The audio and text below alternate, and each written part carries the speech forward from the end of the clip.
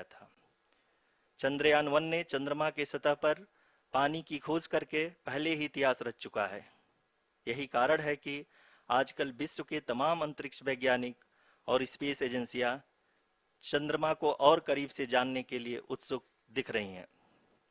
अगर हम बात करें चंद्रयान 2 की, जो इसरो का दूसरा मिशन है, जुलाई 2019 में इसरो के सबसे ताकतवर रॉकेट LVM-3 द्वारा सफलतापूर्वक प्रक्षेपित किया गया था और आज भी लगभग 4 साल बाद यह चंद्रमा के 100 किलोमीटर के सर्कुलर ऑर्बिट में घूमते हुए बहुत ही उत्तम क्वालिटी का डेटा प्रदान कर रहा है।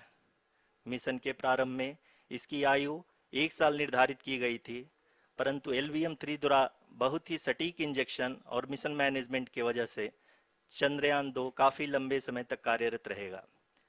अब तक चंद्रयान 2 चंद्रमा के लगभग सभी भागों का चित्र ले चुका है। इसका एक बहुत ही महत्वपूर्ण पेलोड OHRC यानी कि ऑर्बिटर हाई रेजोल्यूशन कैमरा विश्व का सबसे बेहतरीन कैमरा है, जो कि चंद्रमा की सतह का लगातार पिक्चर भेज रहा है। अब मैं ROC जी से निवेदन करूंगा कि वो आप लोगों को इसरो के वर्तमान मिशन चंद्रयान 3 के बारे में बताएं। अभी आपने मिश्रा जी के द्वारा सुना इसरो के अब तक के लूनार मिशंस का विवरण। अब चलते हैं towards Chandrayaan 3, the follow-up mission of Chandrayaan 2, which has been designed to accomplish our mission goals. The primary objective of Chandrayaan 3 mission is the demonstration of safe and soft landing on the lunar surface. This demonstration is a critical aspect for ISRO's future interplanetary missions. In addition to this, the mission objectives also include demonstration of roving capability and conduction of in situ scientific experiments on Moon's surface. Carried on the shoulders of India's heaviest rocket LVM-3 on the 14th of July, Chandrayaan 3 was placed in the precise elliptic parking orbit of size 170 by 36,500 kilometers. ISRO, in its mission plan of following the incremental trajectory approach, carried a total of 5 earthbound maneuvers. The fifth apogee raising maneuver, which took place on the 25th of July, placed the spacecraft in an orbit of 250 by 1,27,000 kilometers. At the early hours of 1st August, the translunar injection was carried out, after which the composite module began the final leg of its long journey of nearly 3,84,000 kilometers for its rendezvous with the Moon. The TLI was a key step in the mission, enabling the spacecraft to escape Earth's gravitational pull and travel to the Moon. An orbit of 288 by 3,69,328 kilometers was achieved at the end of the translunar injection. जी हाँ, translunar injection किसी भी interplanetary mission के लिए बहुत ही आवश्यक परंतु कठिन operation होता है। इस सफल मैन्यूवर के बाद चंद्रयान 3 पृथ्वी से दूर निकलकर चंद्रमा के प्रभाव क्षेत्र में एक हाइपरबोलिक ट्रेजेक्टरी के द्वारा पहुंचाया गया। पुनः 5 अगस्त 2023 को लूनर ऑर्बिट इंसर्शन के द्वारा चंद्रयान 3 को 160 किलोमीटर के पेरीलून और 18,000 किलोमीटर के अपोलून के साथ चंद्रमा के इलिप्टिकल ऑर्बिट में स्थापित कर दिया गया। TLI के तरह LOI भी एक बहुत जटिल ऑपरेशन होता है।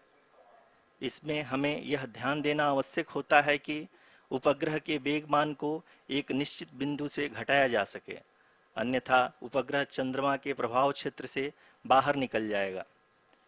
LOI के सफलतापूर्वक परिचालन के बाद चंद्रयान 3 की कक्षा को 4 बार और परिवर्तित किया गया। इस दौरान चंद्रमा की अधिकतम ऊंचाई को घटाकर 160 किलोमीटर कर दिया गया। इस पूरी प्रक्रिया में प्रपल्सन मॉड्यूल का लगभग 755 किलोग्राम ईंधन का उपयोग हुआ और चंद्रयान 3 के वेगमान को लगभग 850 मीटर प्रति सेकंड कम कर दिया गया। लैंडर मॉड्यूल को लगभग 150 किलोमीटर के सर्कुलर ऑर्बिट में स्थापित करने के बाद 17 अगस्त 2023 को प्रपल्सन मॉड्यूल से अलग कर दिया गया। पुनः लैंडर मॉडल के ऑर्बिट को 2 डीबूस्ट मैन्यूवर्स के द्वारा 150 किलोमीटर के सर्कुलर ऑर्बिट से घटाकर 25 × 130 किलोमीटर के एलिप्टिकल ऑर्बिट में स्थापित कर दिया गया। इस दौरान यह भी सुनिश्चित कर दिया गया कि 800 न्यूटन के चारों थ्रोटेबल थ्रस्टर्स पावर डिसेंट के समय किसी भी चुनौती का सामना कर सकें। लैंडर मॉड्यूल इस ऑर्बिट में 4 दिन तक चंद्रमा की परिक्रमा करता रहा ताकि इसके सभी सब सिस्टम को पावर डिसेंट से पहले कार्यात्मक रूप से वेरीफाई और वैलिडेट किया जा सके। इस दौरान चंद्रयान 2 और लैंडर मॉड्यूल की आपस में बातचीत भी हो चुकी है। और संक्षेप में अब तक की यात्रा की बात करें तो लैंडर मॉड्यूल अब तक 21 बार पृथ्वी के और लगभग 120 बार चंद्रमा का चक्कर लगा चुका है और इस पूरी यात्रा में लगभग 55 लाख किलोमीटर की यात्रा भी पूरी कर चुका है। अब तक के इस पूरे अभियान में यह भी सुनिश्चित किया गया कि सारे ऑर्बिट मैन्यूअर्स इस प्रकार किए जाएं कि लैंडिंग साइट पावर डिसेंट की शुरुआत से ही लैंडर के ऑर्बिटल प्लेन में बना रहे।